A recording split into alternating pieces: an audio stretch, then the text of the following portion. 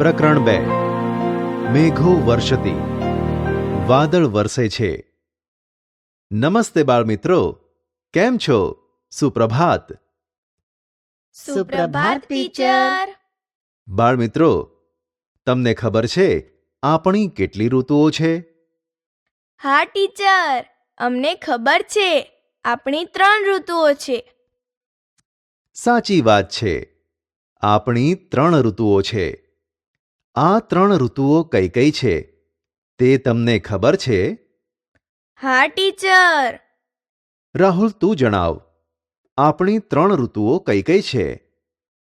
Teacher, શિયાળો, ઉનાળો અને ચોમાસું એ આપણી 3 ઋતુઓ છે. ખૂબ સરસ, સાચો જવાબ છે. આપણી 3 ઋતુઓ છે: શિયાળો, ઉનાળો અને ચોમાસું. આ 3 ઋતુઓમાં આપણને અલગ અલગ વાતાવરણનો અનુભવ થાય છે. જેમ કે શિયાળામાં ઠંડી, ઉનાળામાં ગરમી અને ચોમાસામાં વરસાદ અનુભવાય છે. બાળમિત્રો, આ 3 ઋતુઓમાંથી તમને કઈ ઋતુ ગમે છે? ચાલ મોના, તું જણાવ, તને કઈ ઋતુ ગમે છે? ટીચર, મને શિયાળાની ઋતુ ખૂબ ગમે છે. સરસ. નિખિલ, તું જણાવ, તને કઈ ઋતુ પસંદ છે? ટીચર, મને ચોમાસાની ઋતુ ખૂબ પસંદ છે. ચોમાસામાં વરસાદના પાણીમાં નહાવાની ખૂબ જ મજા આવે છે. સરસ બાળમિત્રો, ચોમાસાની ઋતુમાં વરસાદના પાણીમાં નહાવાની અને રમવાની ખૂબ જ મજા આવે છે.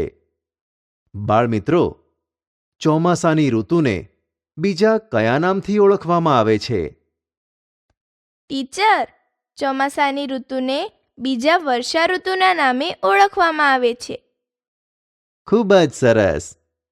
બાળમિત્રો, ચોમાસાની ઋતુને વર્ષા ઋતુ તરીકે પણ ઓળખવામાં આવે છે. તો ચાલો બાળમિત્રો, આજે હું તમને સંસ્કૃત ભાષામાં વર્ષા ઋતુનું સરસ મજાનું ગીત સંભળાવું. આ ગીતનું નામ મેઘો વર્ષતિ છે. તો ચાલો તમે ધ્યાનથી સાંભળજો.